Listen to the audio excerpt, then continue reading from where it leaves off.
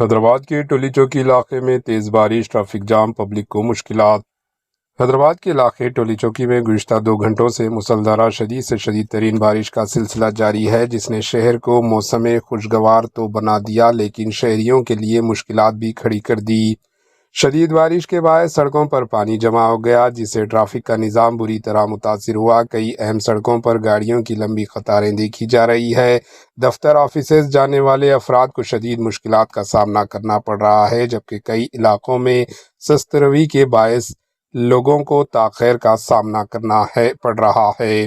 گرمی سے پریشان شہریوں کے لیے یہ بارش کسی نعمت سے کم نہیں، لیکن شہری انتظامیہ کے لیے یہ ایک بڑا چیلنج بن گئی۔ حکام سے اپیل کی جا رہی ہے کہ نکاسی آب کے نظام کو بہتر بنایا جائے تاکہ شہریوں کو مزید پریشانی کا سامنا نہ کرنا پڑے۔ آئیے دیکھتے ہیں ایچ این نیوز چینل کے نمائندے یوسف الدین کی یہ رپورٹ۔